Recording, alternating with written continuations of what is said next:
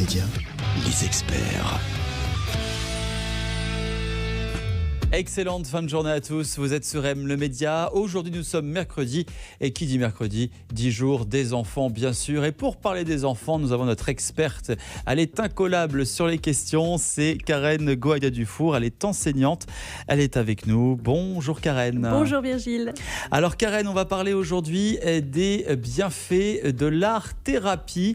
L'art-thérapie qui est un formidable outil pour accompagner les enfants dans leur développement émotionnel et social. Tout d'abord, première question, quels sont les bienfaits de l'art-thérapie et qu'est-ce que l'art-thérapie concrètement ? Alors l'art-thérapie, c'est une thérapie reconnue maintenant aussi par les neurosciences comme vraiment un outil thérapeutique qui utilise non pas les mots comme le psychologue, mais qui utilise des outils artistiques, des médias artistiques, peinture, collage, découpage, modelage de la terre, ça ce sont pour tous les outils manuels, mais il y a aussi la musicothérapie, la dramathérapie, la danse-thérapie, donc il y a tous ces panels créatifs et artistiques qui peuvent être utilisés dans un domaine thérapeutique.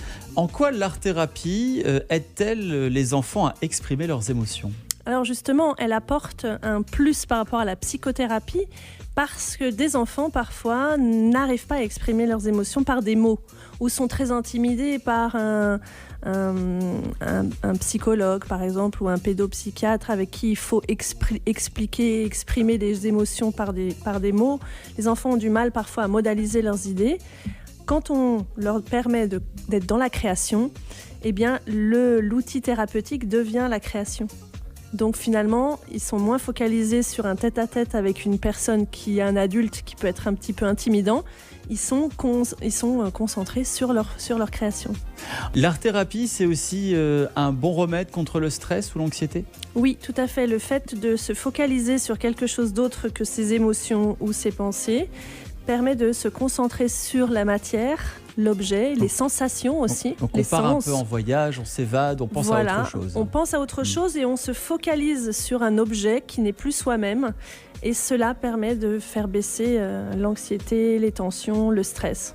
En ce qui concerne la confiance en soi, est-ce qu'on peut dire que l'art-thérapie peut accélérer, approfondir la confiance en soi ? Alors comme on travaille sur la créativité, on libère son imaginaire, on libère des aptitudes en fait qu'on n'a pas forcément et on les installe dans une création qui va d'un point A à un point final. Et le fait de pouvoir voir l'évolution de son travail créatif permet déjà de se focaliser sur ces actions et puis de voir vraiment l'aboutissement. Donc il y a une sorte de focus comme ça qui se fait, qui aide la concentration bien sûr de l'enfant. C'est important aussi de ne pas juger les créations des enfants.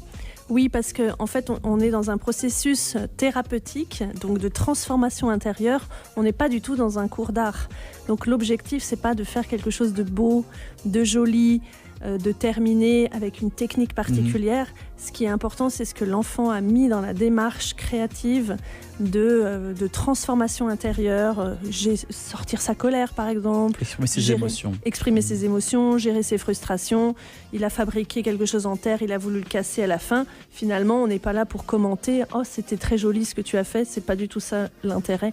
L'intérêt, c'est vraiment de voir avec lui tout le processus de pourquoi il a créé ça, qu'est-ce que ça lui a fait bouger à l'intérieur de lui. On peut voir un petit peu aussi donc son état d'esprit à travers ses créations. Tout à fait. Dans quel mood il est ? Exactement, dans son état d'être même, tout à fait, oui. L'art-thérapie est donc un formidable outil pour accompagner les enfants dans leur développement émotionnel et social. Encore une fois, on laisse exprimer, c'est très important d'exprimer les enfants à travers ce processus de création d'art-thérapie. Merci Karen Goaya-Dufour de nous avoir permis de faire un petit zoom sur cet univers encore peut-être méconnu de certains. On va se retrouver la semaine prochaine avec tous vos bons conseils dans le domaine de la parentalité. On vous souhaite une très belle soirée. Bonne soirée Virgile, à bientôt. M le Média, où tu veux, quand tu veux.